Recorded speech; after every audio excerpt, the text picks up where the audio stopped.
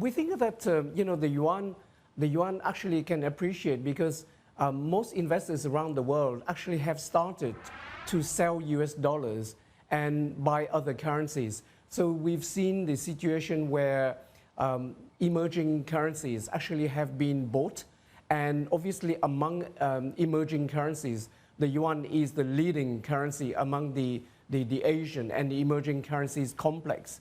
And we think that that is based on the fact that the US economy actually has started to decelerate somewhat.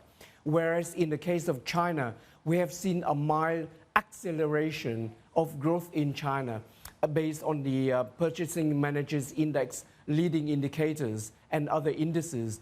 So we think that there is a convergence between the rate of growth of the US economy and the Chinese economy.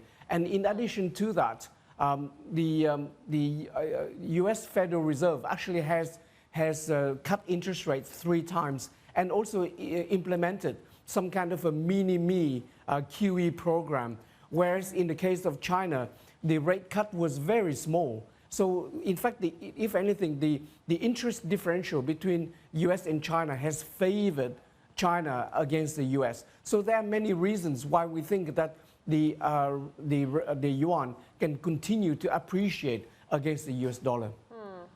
Khiem, to what extent do you think we will see a continued acceleration in Chinese data? Because many have said, look, this is just a stabilization rather than a full-on acceleration, and we're still looking at some green shoots for the Chinese economy. We're waiting on trade data later today, and coming after a day where the auto sales, for instance, were pretty rough for China, so not everything is rosy. Yes, no, I agree with you.